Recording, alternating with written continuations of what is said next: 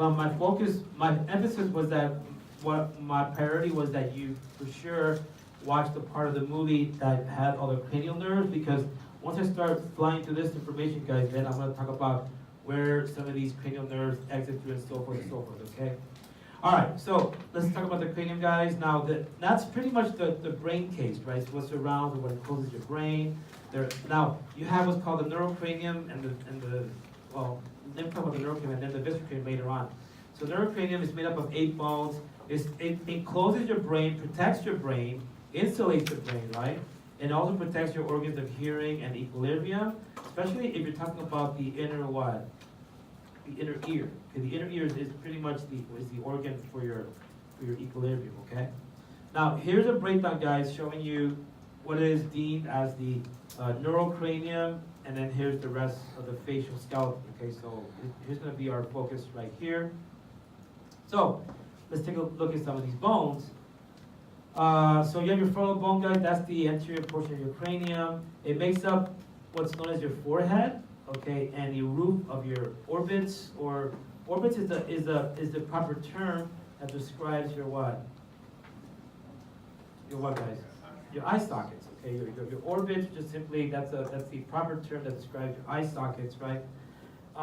You do have in that area right here, so you have what's called, see right here, guys, here's your orbit, right? Do you have this picture?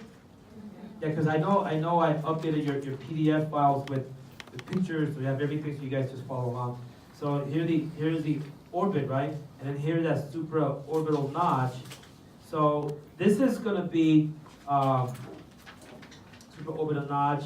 You have blood vessels that goes through there. You're also going to have an exit point for a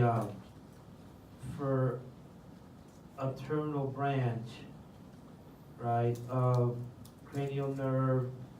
What was it? Number 5, right? Cranial nerve number 5. Okay. Who saw the movie Who saw the movie that I asked you what? Okay, so many folks watched. Okay, so cranial nerve number 5. That's the trigeminal nerve. How many divisions does that nerve have? 3 divisions, right? You have V1, you have what's called V1, V2, V3. So what comes out through that supraorbital notch is a exit point, a terminal branch of cranial nerve number 5, or I should say the first division, okay? Or just simply, we call it V1, okay? The first division of that 5th cranial nerve goes out through that supraorbital notch, okay? All right, then also, folks, within the frontal bone, you have your anterior cranial fossa. Now that's inside the cranial vault, inside the cranial cavity, and this part of the skull is this cranial fossa is the part that cradles the frontal lobe, okay? Your cerebrum, guys, you have what's called the frontal lobe, okay? So that part of the brain is cradled by the so-called anterior cranial fossa, and I'll show you what that is. All right, so here's a picture showing you that the front of the frontal bone. So again, guys, here's what makes up the forehead here, okay? And then you have your supraorbital notch, okay? And then here, looking inside the fold, this right here, folks, you have this right here. Here, that's the area or the region of the anterior cranial fossa. That's a part of the skull that cradles the frontal lobe, okay? All right, so again, guys, so make sure that, after tonight's class, you watch the video so you catch anything that I didn't mention now that may be mentioned in the video that you write that down, okay?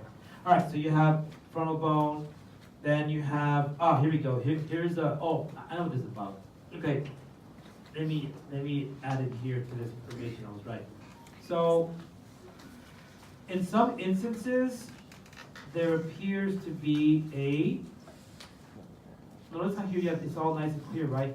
But in some instances, in some cases, there's what appears to be a suture that persists in some individuals. This is known as the metopic suture. But again, folks, not every skull has that. If you look at this picture here, some skulls just simply don't have that. I don't think of it. Anyway, but as you saw in that picture, that there wasn't one, and I drew it in. So it's called. It's actually the technical term for that is a persistent atopic suture. Okay, persistent. Not all skulls have that. Only a small percent of the population have that. It's just simply, guys, the part of the frontal bone that didn't fuse. Okay. So if you look here in this is a looks like a what? CT scan or MRI? Can we try to see what this is? This is a CT scan or MRI. It could be MRI. It's an MRI. Anyhow, folks, the point is that here, see the arrow? Okay, in this instance, they had diagnosed the patient with a fracture. What's this right here? This is frontal bone, right? So they had, then you see a gap there.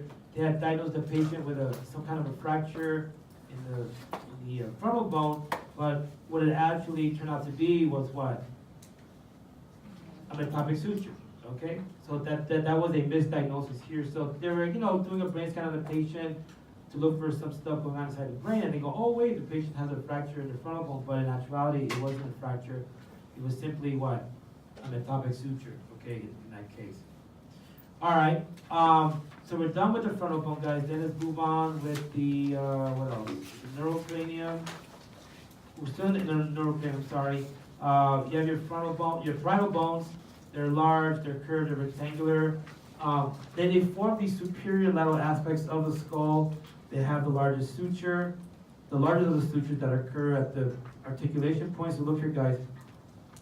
So here's a bird's eye view of a skull, and then here's your P stands for what? Parietal bone, okay? And as you can see, you have where the two parietal bones meet, where they articulate, you have the sagittal suture, which is the largest of the sutures, okay? Sagittal suture is where these two bones meet or articulate. That's the largest of the sutures. And guys, you'll also notice here, there's another suture where the parietal bones meet with the frontal bone. That's the what? Coronal suture, okay? Now, the reason why I bring this up is because, I talked about that here, of course, yeah, probably did. Do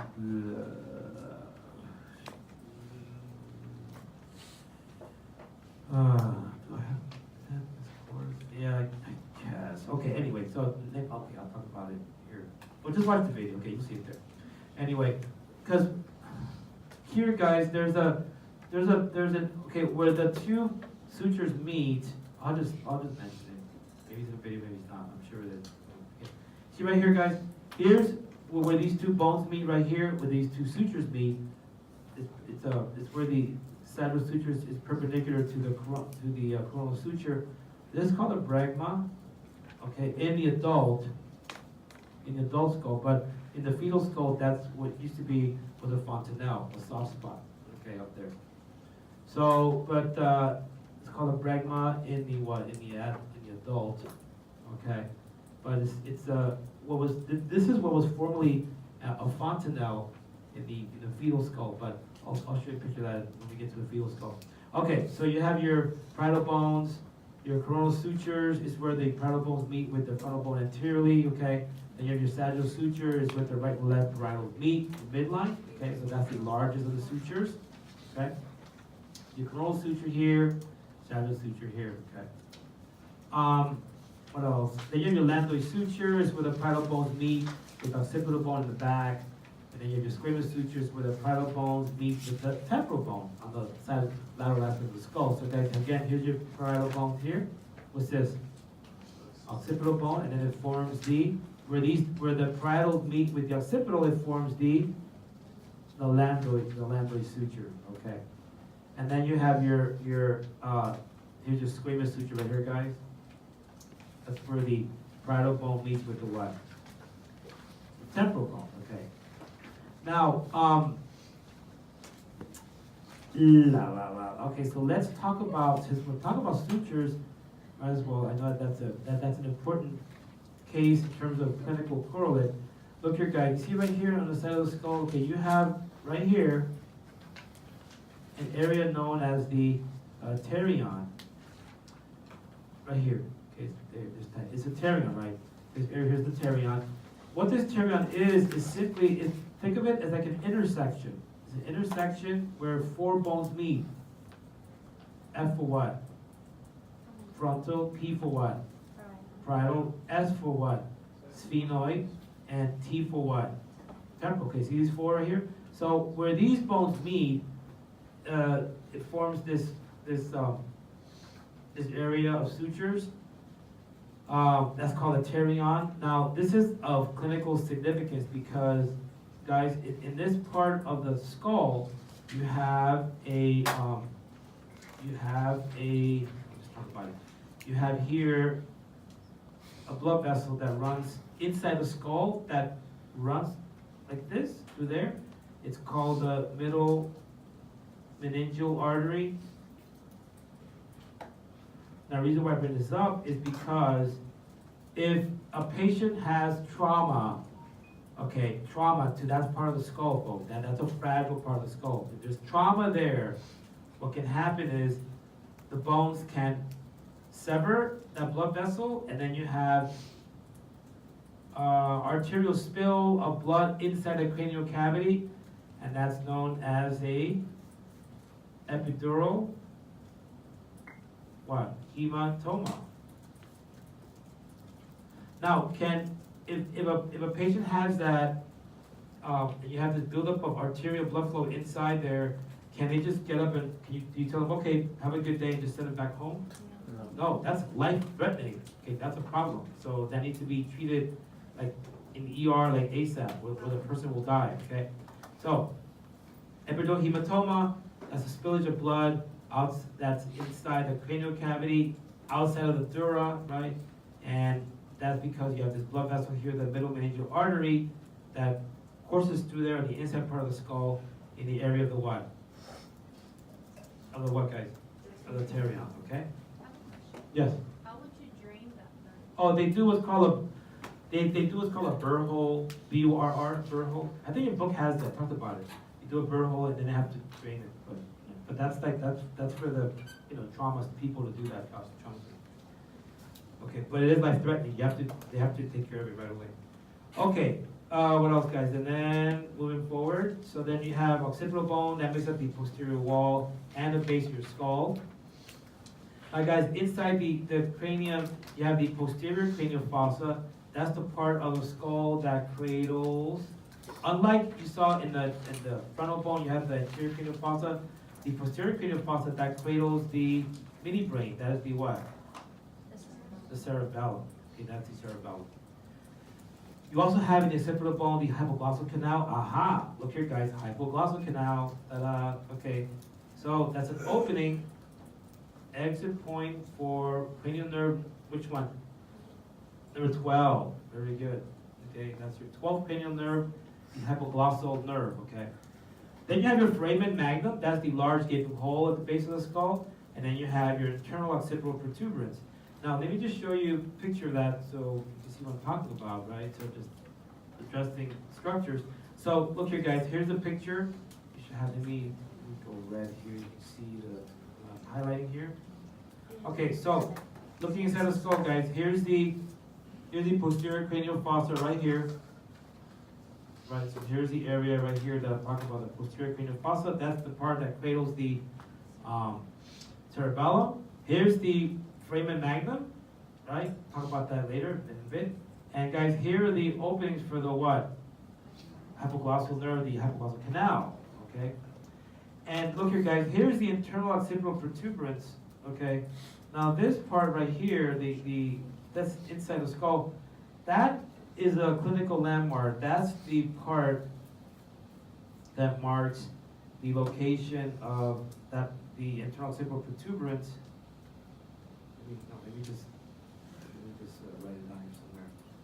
So this internal occipital protuberance marks the location of the so-called, what is it called? The confluence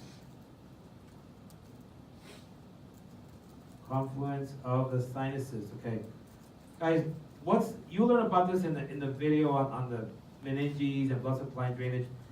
The sinuses are the blood vessels that drain blood, that carry blood away from the brain. Okay, you have blood that supply blood to the brain, blood vessels, those are the arteries, right? Then you have the sinuses that what drain the brain. Okay, remember, arteries supply, veins what? Veins drain. Okay, arteries supply, veins drain. So you have here in this area is where you have a intersection, a confluence of these so-called sinuses right about here. Okay. What else? So that's occipital bone, also the magnum. Okay, not much to add to that. Guys, then you have your temporal bone. That's on the sides, inferolateral part of the skull. It makes a portion of your cranial floor. There are four parts to it. A squamous part, that's the part that's flat.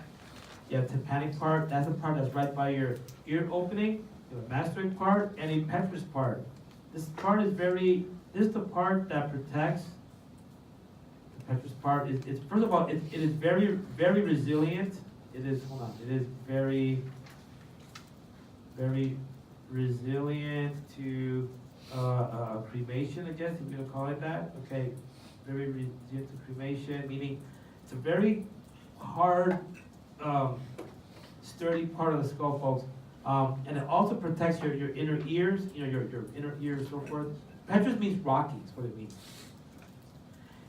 By the area of the temporal bone, you'll find your external auditory meatus, your ear opening, and you find your mastoid process. So let me show you what that is, guys, right here in this picture. So here's a picture, guys, showing your temporal bone right here, right? And then here's your ear opening, external auditory meatus, okay?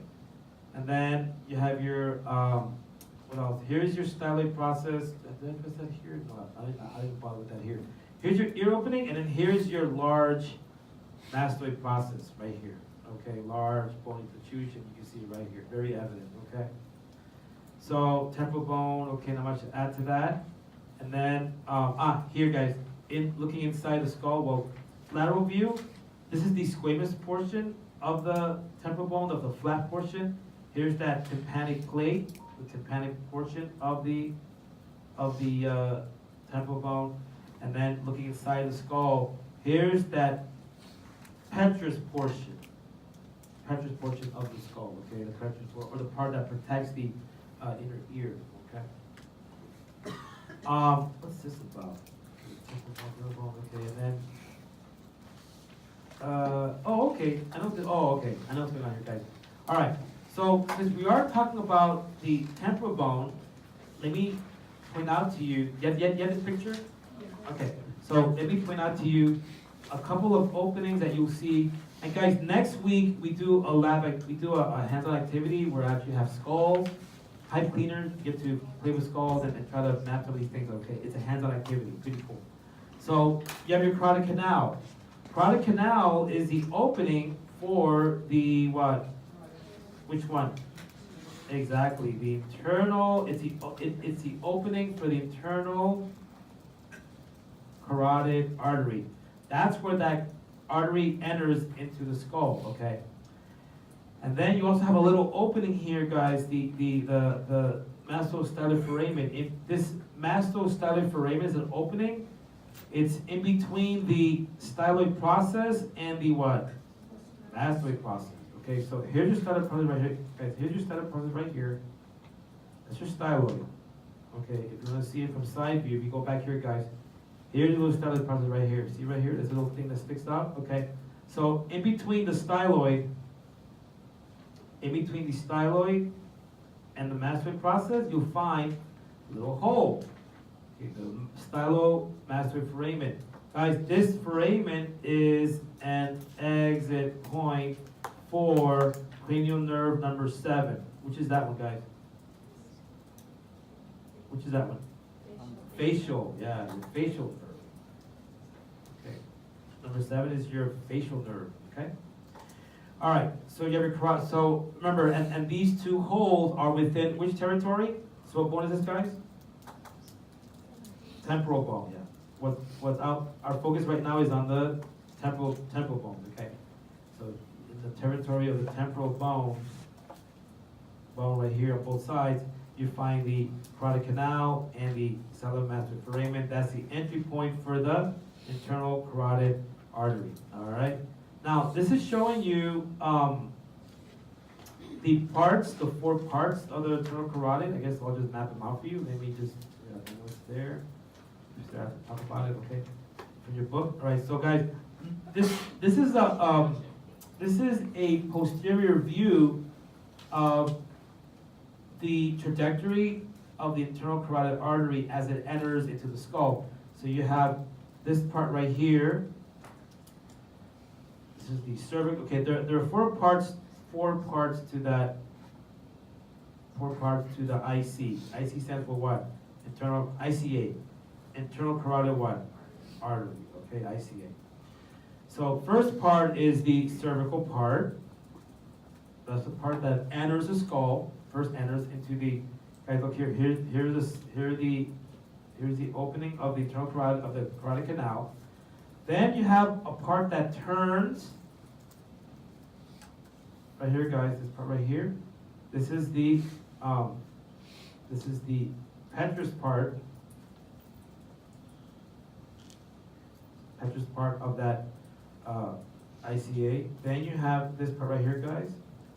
This is the cavernous part of that ICA. And then finally you have, guys, here's the cerebral part. Okay, so 4 parts of the ICA, guys. And the order that we give it is as it goes into the skull. You go first is cervical, second is what? Petrous, third is what? Cavernous, and the 4th part is the cerebral part. Okay. 1, 2, 3, 4. All right, and let's see, guys, what else I want to add to this? Not much add to that, I don't think. Okay. So again, guys, remember, this is showing you a posterior view of the skull, showing you how the ICA enters into which opening? The what? Carotid canal. The carotid canal, okay. All right. What else, guys? As far as the temporal bone, you have your middle cranial fossa, guys. That's the part of the skull that cradles the middle lobe. Temporal lobe. Sorry. Cradles the temporal lobe of the brain, of the cerebrum. Okay. So remember, anterior cradles the frontal lobe. The posterior cranial fossa cradles the cerebellum, and the middle cranial fossa cradles the temporal lobe of the brain. And then you also find inside the cranial cavity the internal auditory meatus. Now, guys, here is where, okay, the internal auditory meatus, that's the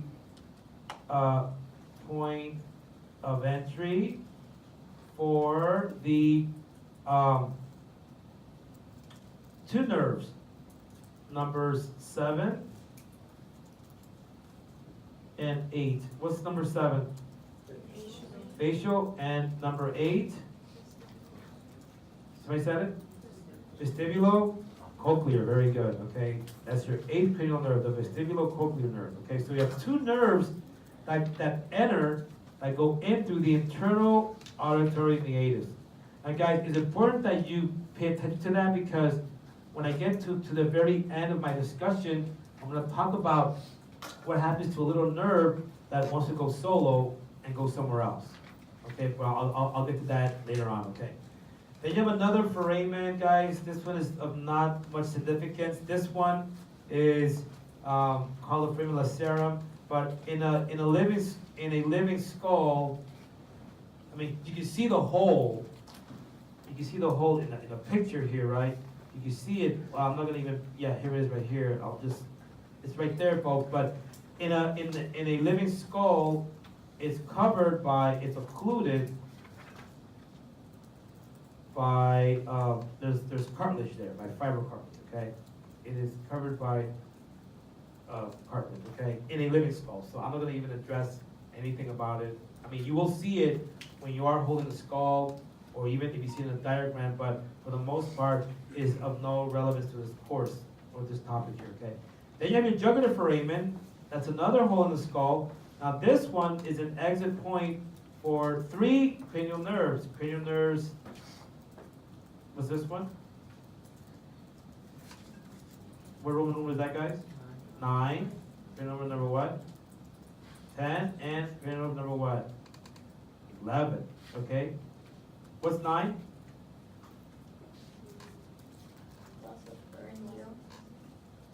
Glossopharyngeal, okay, and number 8 was what again, guys? Vestibulocochlear, okay. So 9 is your glossopharyngeal, number 10 is your what? Vagus, and number 11 is your accessory, exactly, okay. You have 9, 10, so you have your glossopharyngeal, vagus, and your accessory nerve, okay. All these 3 exit out through the jugular foramen, okay. So here we go, guys, back again. We're looking at, okay, again, the openings here. So you have your foramen lacerum, okay, which I told you earlier, covered by cartilage, okay. And then you have your jugular foramen right here, exit point for which ones? 9, 10, and 11 go out through that opening, the jugular foramen. And your internal acoustic foramen is point of entry for cranial nerves number what? 7 and 8. Okay, they go in as it comes off the brainstem. It goes in through the internal acoustic foramen, 7 and 8. But then, as I'll tell you later on, something happens with a portion of number 7 that tries to go somewhere else. Okay. All right. So what else, guys? And then let me see. Okay. So sphenoid bone, guys, the central wedge. You have some parts here. You have your sella turcica. That's the region where you will find the what? You'll find there the pituitary gland. It's in that area known as the sella turcica. Okay. You have greater or lesser wings there also in the sphenoid bone. You have the optic canals, and superior orbital fissure. Now, more holes, folks, more holes. So the optic canals, this is the nerve that goes through there is cranial nerve number what? Number 2. Your what nerve is that? Your optic nerve goes through the optic canals. Cranial nerve number 2, okay? Also, I guess let me just also address your guys. I'm sure it's in the video. If not, I'll address it now. Well, what also goes through the optic canals is the ophthalmic artery. Ophthalmic artery, okay. Blood vessel goes into there. So aside from optic canal, you also have the ophthalmic artery that goes into that optic canal, okay. Now, the superior orbital fissure, guys, that's another hole that you see that sits here, guys. Let me show you what that is. Let me show you what that is real quick. Here in this picture that you should have. What's the color picture of that? Well, here's right here. Here's the superior orbital fissure here. But here it is right here. Okay, your superior orbital fissure right there. So what exits out through here, guys, are 4 cranial nerves. There they are. So what goes out through superior orbital fissure is what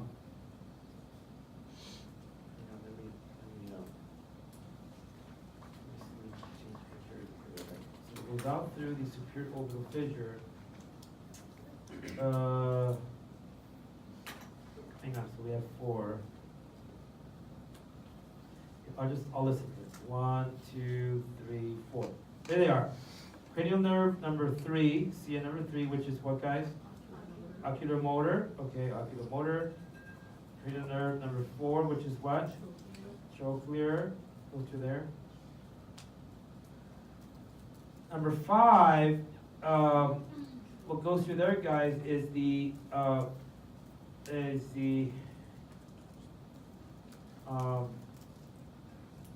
first division. Yeah, first division of the 5th cranial nerve. First division of the 5th cranial nerve, and cranial nerve number 6, which is your what? Abducent. Very good. Okay. So 4 cranial nerves go out through that superior orbital fissure. Number 3, 4, first division of the 5th cranial nerve, and the 6th cranial nerve. Okay. All right. So what else, guys? And then you have your other foramina. You have your foramen rotundum, ovalis spinosum. So the rotundum, guys, what courses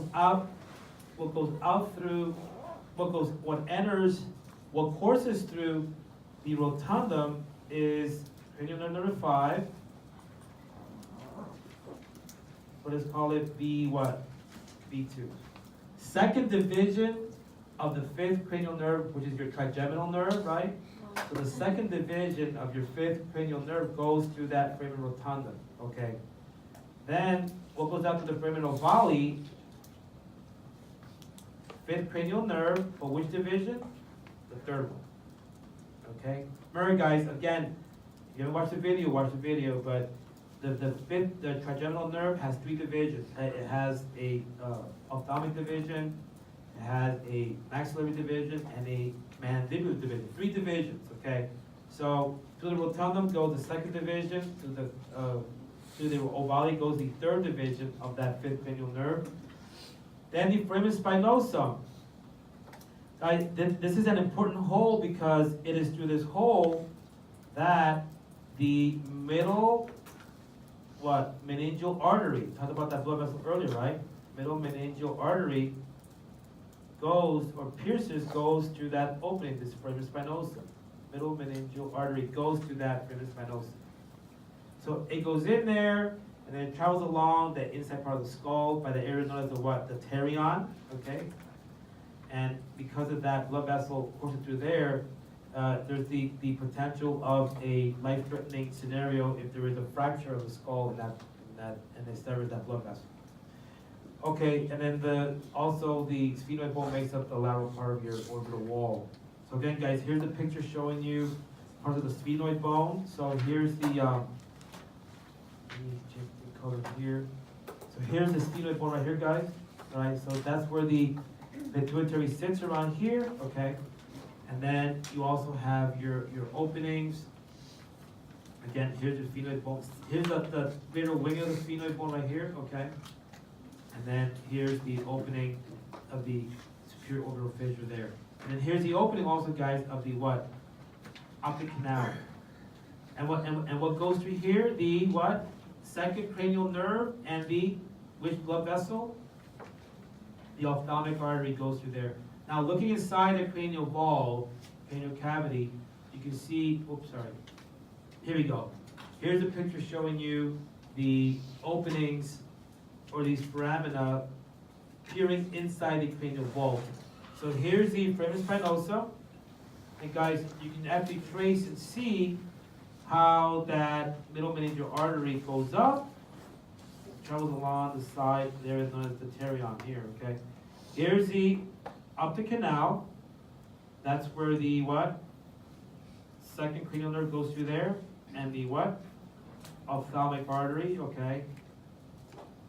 Ophthalmic artery, okay, goes through there. Supplying the back of the, a branch of it supplies the back of your eye or gives the branch to the retina, the retinal artery. Your superior orbital fissure, where you have the opening for what? Cranial nerves, which one, guys? 3, 4, first division of 5, and number 6. Okay, goes through that superior orbital fissure. And then your foramen rotunda will go through here, guys. Cranial nerve number what? What division? 2. And then for foramen ovale, fifth cranial nerve, which division? Number 3. Okay. But again, guys, look. Next week, when you hold the skull, you start playing with the little color pipe cleaners, you'll be able to find all these little foramina.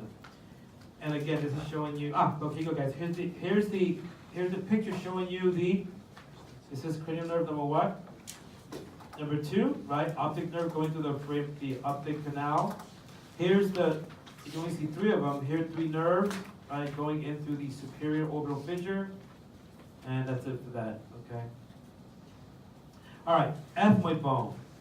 It's complex. It lies between the sphenoid and nasal bones, deepest of the bones of the skull. Okay, cribriform plate. This is the exit point for the nerve fibers, right, of cranial nerve number what? Number 1. Which is that one, guys? Olfactory. Exactly. Guys, your olfactory bulb sits on that cribriform plate. Okay, you have a bulb, and that bulb has fibers that pierce through the little holes in the cribriform plate. Chrysogali, that's the little part structure that sits perpendicular to the cribriform plate. That's where your dura mater is attached to that, okay? Perpendicular plate, this makes up the bony part of your bony nasal septum, okay? So, yeah, a part of your bony portion, the upper half, I should say, makes up the upper half of your bony nasal septum, okay? You also have your turbinates, you have your superior middle nasal conchae, right? These little elevations that you have inside the nasal cavity. I'll talk about that in a bit later on, about how that contributes, how that has a good amount of nerve supply. Okay, then again, guys, here's your, looking at the parts of the ethmoid bone. Go back here. So here's your cribriform plate right here. So again, guys, your bulb, olfactory bulb sits on that cribriform plate, and then all little nerve fibers coming off that bulb pierce through the cribriform plate, the little holes on that plate, and then all that enters into the nasal cavity, to the aruba of your nasal cavity, allows you for your sense of what?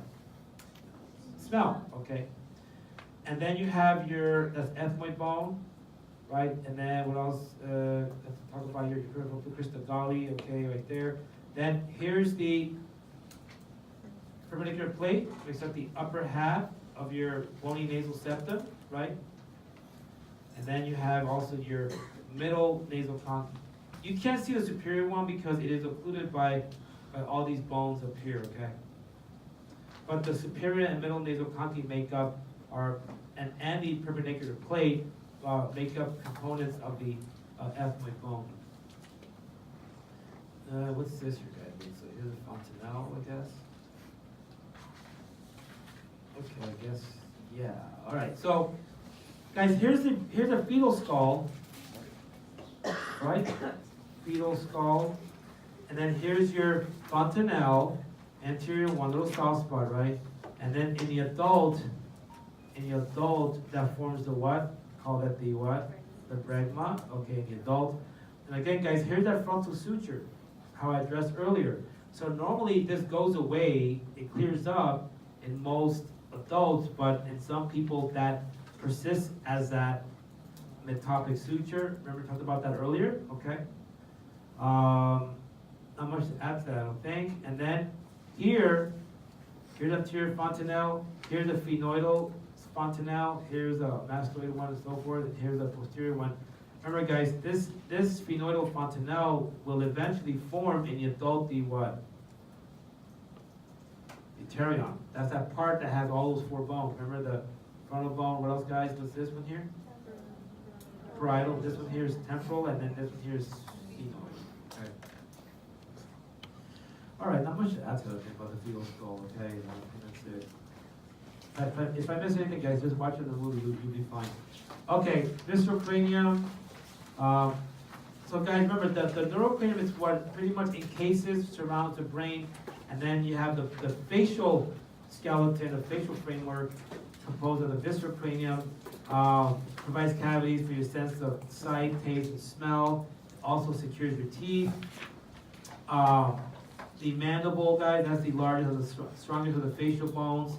The condyle, this is the part of the mandible that articulates with the temporal bone, right, to form your what? TMJ. What's that stand for? Temporal mandibular joint. Okay? Temporal mandibular joint. You have a couple of holes, guys. You have a mandibular and mental foramina. I'll show you what that looks like later on eventually. Okay, so here's right here. So here's your mandible. Look here, here's the mandibular condyle. That's the part that articulates with the mandibular fossa, the temporal bone, to form the what? TMJ, right? And then you have a nerve that goes in through here, through the mandibular foramen, and then as it goes in here, as it goes into the hole inside the mandible, what it does, guys, remember all these teeth have roots, right? And then as this nerve goes into that mandibular foramen, it innervates all these teeth here. And then a branch of it goes out to here. Now the nerve that goes in through here, folks, this is the nerve that goes in through here and then comes out through here, right, and so forth. This nerve is derived, it's from the third division of the what? Fifth cranial nerve, okay? So you have the mandibular division, right, of the fifth cranial nerve that's going to give rise to a nerve here called the inferior alveolar nerve. But the point is that that nerve is derived, the nerve that goes in through this opening here and that innervates all these teeth and comes out to this mental foramen, comes out through here, okay? This nerve and this nerve here are derived from the third division of the what? Fifth cranial nerve, okay? Now this nerve thing, you know, the people that like to play with this are the dentists, right? To give you a nerve block, right? When they say ah, and then they give you a little nerve block if you need to work on your teeth or do whatever it is in there. Okay, so moving forward, guys. Oh, that's right. Yeah, folks, that's a very, very strong, this nerve, folks, does pick up has a lot of, okay, folks, I don't know if you know about this, if you saw the video, this nerve has a good amount, it has two roots, right? Was that discussed in the video? The two roots, thank you. So it has a large sensory root and a smaller motor root. So folks, this nerve has a lot of fibers because there's a syndrome, a problem that could arise in patients that's called, what was it called?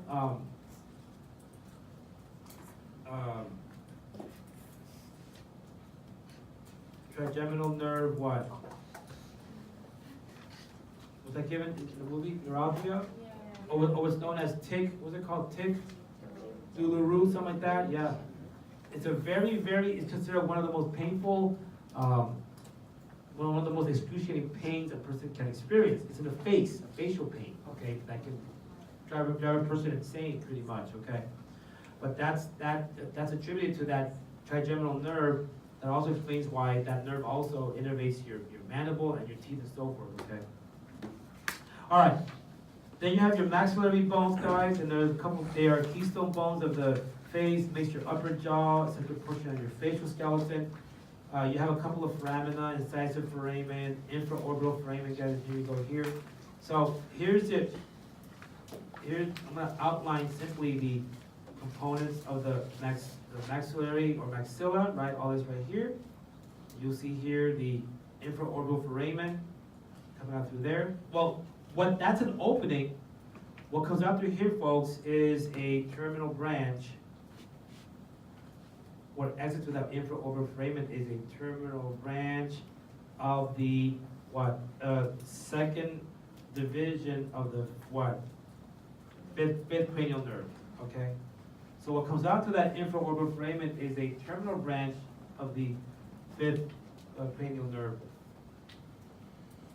And then guys here, so that's that view. And then if you turn the skull upside down, notice how 3/4 of your palate, right guys, 3/4 of your palate is composed of what? Maxillary bone. 3/4 of your palate, of your hard palate, is composed of which bone?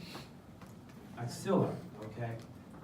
And then it is here that you'll find the incisive foramen, an opening here for a nerve to come out through there also, okay? All right, not much to add to that. So you have that, like maxillary bones, a couple of foramina there, okay? There were a couple of zygomatic bones, a couple of nasal bones. These make up your cheekbones. So the zygomatic articulates with the temporal bone to form your zygomatic arch.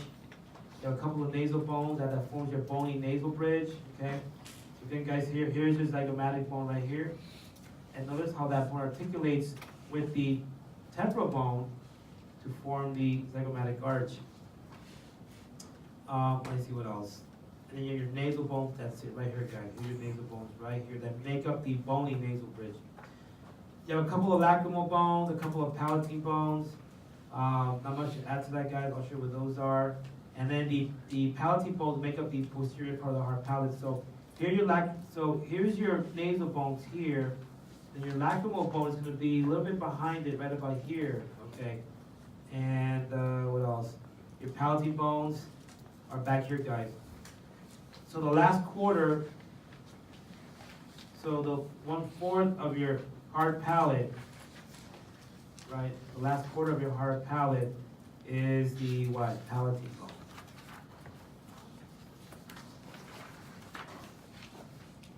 Okay, so 3/4 is maxilla. The last quarter is the palatine bone. Okay. Okay, not much to add to that. You have a vomer, guys. This makes up the lower half of your bony septum.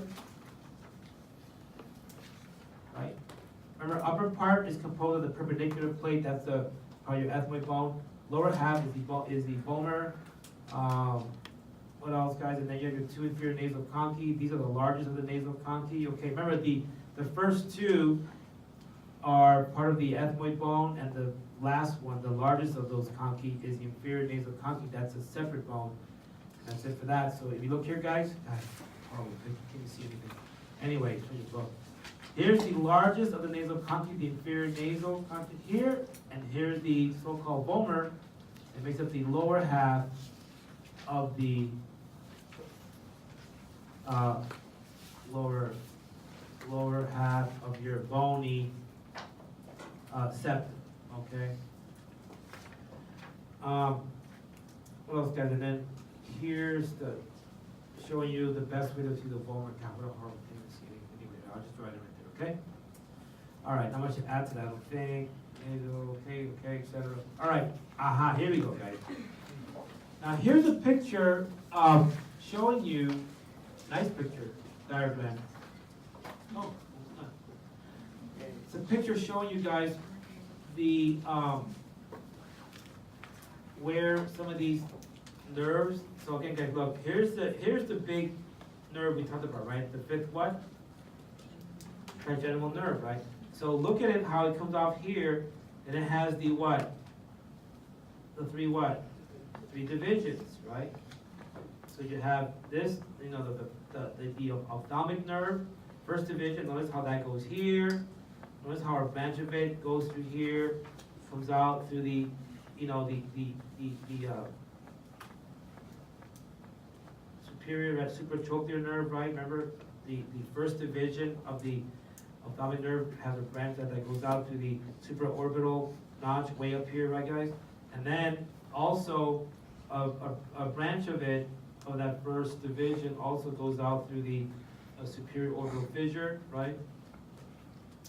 I already said that earlier, right? Branch of it goes through there. Then you have your 2nd division, right? That goes into the foramen what? Rotundum. See, foramen rotundum? Notice how the 2nd division of that midcranial nerve goes to that foramen rotundum, right? And notice how it comes out to here, the infraorbital. Notice how it continues here, as it goes into here, continues here. Then you have the terminal branch coming out to the infraorbital what? Foramen, the so-called infraorbital nerve. Then you have your 3rd division of the midcranial nerve, right? That goes into the foramen what? Ovale, right here, right? And that will give rise to the nerve going into the mandible, as I alluded to earlier, and innervate all the teeth and so forth, okay? And here, guys, you can see how you have the olfactory bulb. Remember that? Notice how that sits on the cribriform plate. All those nerve fibers go in through here and allow you to smell, right? It goes through the superior part of the nasal cavity. Notice how you have also nerves all throughout the what? Nasal conchae, okay? And then, what else want to add to that? Not much of that, I don't think, right? You have nerves here. You also have nerve fibers, guys, on your septum, perpendicular plate, right? Upper part being the bone nasal septum, lower part innervated, right? So you have good amount of nerve supply around those bones, the vomer and the perpendicular plate, okay? Now Now, this is the picture that I want to talk about here, guys.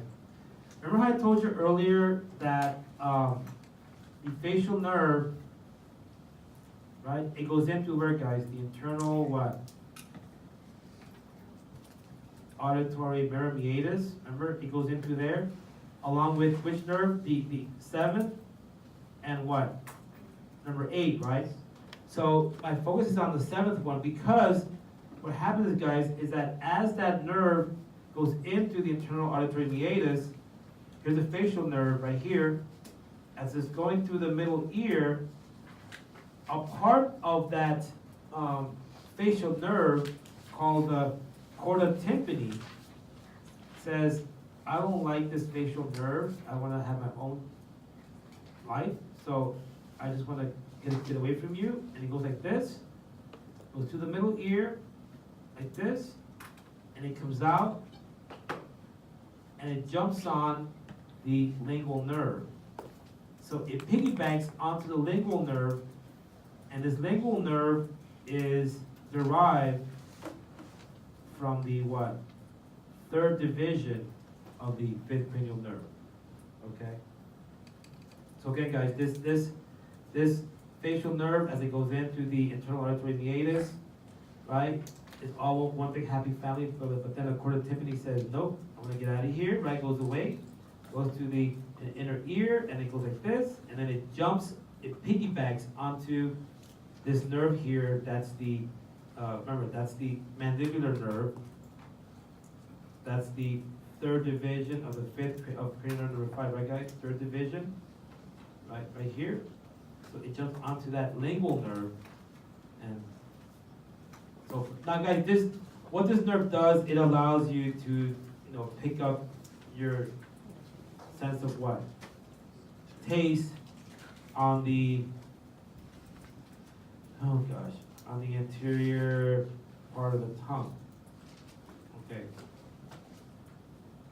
So whatever it is that you're able to pick up in terms of taste from the anterior most part of your tongue, that's picked up by that chorda tympani. Okay, guys, that's all. Look here, guys. Here's the styloid process right here, and this is the back here is the mastoid process right here, right? So here's that opening. Remember, guys, I said it that here's that stylomastoid foramen. That's that little hole where the facial nerve exits out through there. And in the video, I think the video in the movie on the cranial nerve, it talks about 5 divisions, right, of the facial nerve as it comes out through there. What was the first one? Anybody can tell me? First division of the facial nerve as it comes out through the stylomastoid foramen. Anybody? First branch. Anybody? You saw the movie, right? Oh, you did see it? You did see it? Oh, a little bit. Okay, all right. Well, I'll let you guys watch it, okay, guys? I mean, I can tell you, but it's like, it's pointless. I mean, okay, guys, watch the video because it's important that you are aware, guys, listen up. It's important that you are aware that when that facial nerve comes out through that stylomastoid foramen, as it comes out through there, it gives off 5 branches. It breaks up into 5 branches. It's 5 branches, okay? So make sure that you watch the video to find out what they are. Temporal, zygomatic, buccal, mandibular, and cervical. See somebody nodded back. You saw it? Yeah. Yeah, you got You're it. missing one though. You got it. You said 4, you're missing one. Oh, yeah? Oh, wait, hang on. 4, wait. Temporal, zygomatic, buccal, buccal, marginal, mandibular, and cervical, is that right? Yeah. Okay, thank you. Whew. Okay, I think I'm done. Okay, guys, so, hang on, listen. So I updated the file, so there's a video on cranium, on tonight's discussion, and make sure that you watch the video, obviously, of the brainstem, that has cranial nerve. So make sure you have all that information inside your cranium, people, because next week's lab is a hands-on activity where I give you a skull, bunch of pipe cleaners, and you will be having activity of probing these pipe cleaners to the hole. And guys, listen up. The pipe cleaners are color coded because you're going to determine the hole, the pipe cleaner, etc. If the cranial nerve is pure sensory, pure motor, if it's what? Mixed, and if it has parasympathetic fibers. Okay, parasympathetic fibers. Okay, well, Doodles, have a nice weekend. See you next week.